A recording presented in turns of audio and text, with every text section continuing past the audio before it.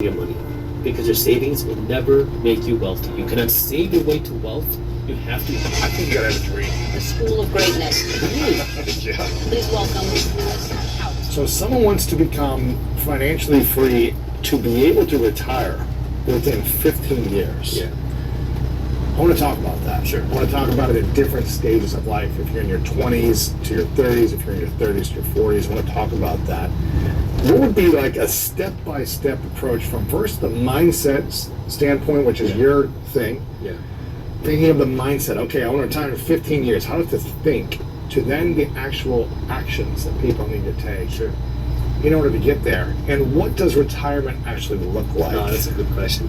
So I'm gonna give you a quick formula, and then I'm gonna Yes. break it down, because I have created, it's not really complex, but I created this wealth formula, Ooh. which breaks it down into a very simple, almost mathematical thing, where it's, you take your income, you subtract your expenses, and that equals your investments plus your savings.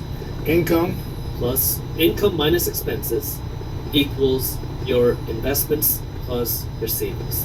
So if you want to become wealthy, it ultimately comes down to having more investments. Your savings are not there to make you wealthy, they're there to protect you against an emergency. Your investments are what make you wealthy.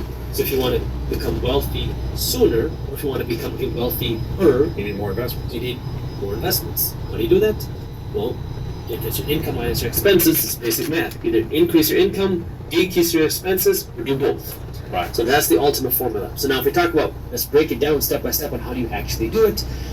6 steps. And this is, no matter what age you are, these are the 6 steps that you want to follow. Before we get into the 6 steps, Yeah. what is the mindset that someone needs to think about? Step number 1 is not the mindset. Ah, my man. So step number 1 is you need to have the right mindset. And Okay. so this is why I call myself the minority mindset, and the brand minority mindset, because it's all about thinking differently than the majority of people. Because if you follow what the majority of people do, in 80 to 90% of situations, you're probably doing something wrong. And you'll be in debt, and you'll be paying off debts and loans for the rest of your life. The majority of people are broke.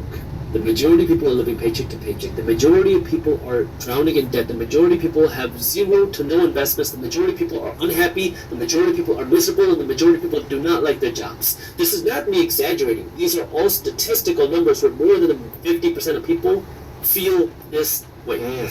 And so if now you keep doing what everybody else does, you're going to end up like everybody else.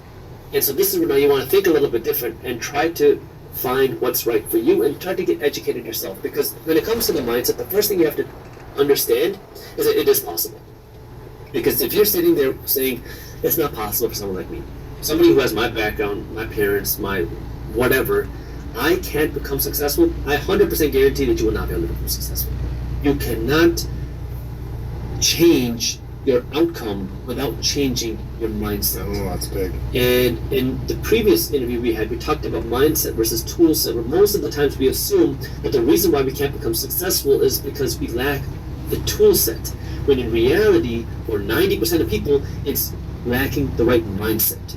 Because when you have the right mindset, you'll discover that the tool set is right around you. So it's first believing that you can do it.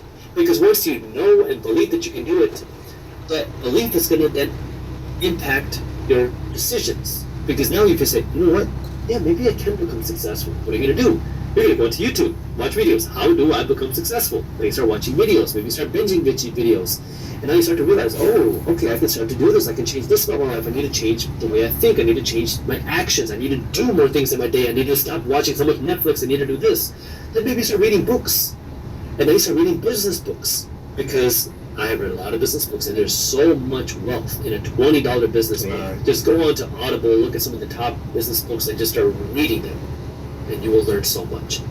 Now you start reading them. Maybe you start doing a little bit. Maybe you don't succeed too much, but you start taking some action, and you start to learn even more, because your experiences are some of the best teachers in the world. Even if you make mistakes, I have learned from my mistakes. I didn't have a mentor. I didn't have guidance. I didn't have investor family members. I didn't have people telling me how entrepreneurship works. I screwed up a ton, just like you. You made a ton of mistakes, and that's how we learned. And then maybe you go take a class. Now you're like, okay, I want to learn how to do this. I'm trying to build this business. I'm doing something wrong. Or I'm trying to get a better job, or I'm trying to get a raise. I keep doing something wrong. You read books, now maybe you find a class. You invest some money in this class, and now you have more education. Now you try more, and now you start to see over time oh my God, 12 months ago, I had no idea. I didn't even believe that I can do it. Now that I believe that I can do it, I started watching YouTube videos, I started reading books, I started taking classes, I started taking action. And then you keep doing it. Maybe you hire a coach, maybe you hire a consultant. I mean, the list goes on and on and on of what you can do, but it all first starts with the mindset, because if you tell yourself you can't, your mind shuts down and you're never going to find an opportunity, you're never going to look for the opportunity. So that's where that mindset is the most important thing. And if you don't have the right mindset, this is where the first thing you want to do is start learning how do I build self-esteem, how do I build my confidence, how do I believe in myself. And I don't have a ton of videos on this. I know you have a ton of videos on this. Watch Lewis's stuff, right? So start there. Then we go a little bit deeper now for focusing on the finances. Mindset's number one. Mindset is number one. The second thing now, once you build the right mindset, is you want to create your financial base. And the best way to understand this is just to think, if you wanted to build a house, what do you do first? Well, you gotta build the foundation. If you want to build a bigger house, if you want to build a bigger house, you want to dig a deeper foundation. You want to build a tall building, you need an even deeper foundation. So you have to start by building a financial base, and what that means financially is, first, you want to save $2,000 at the very least. You want to put aside some cash for savings as fast as possible, because right now it's something like 40 to 70% of Americans don't have. Well, 40% of Americans don't have $1,000 to put aside, and something close to 70% of Americans don't even have $400 to put aside to protect them against an emergency. So, most Americans don't have $1,000 to put aside. Give a $2,000 Start with $2,000 and as fast as possible. Yep. And then you need to cut the financial bleeding. That means your high interest debts, your credit card debts, your hard money loans, your 0% APR loans, which are now charging you 20 to 25%. These need to be paid off as fast as possible, because these are loans that are skinning you alive financially. So, I mean, it seems like credit cards are one of the biggest things that hold people back. Look, credit cards are a tool. They are a tool. If you're not educated with them, you can get stuck. If you have this tool without the education, it will burn you. I only spend with a credit card. I spend You know how to use a tool. because I know how to use a tool. And now because I know how to use my credit card, what happens? Well, I will spend more than I would otherwise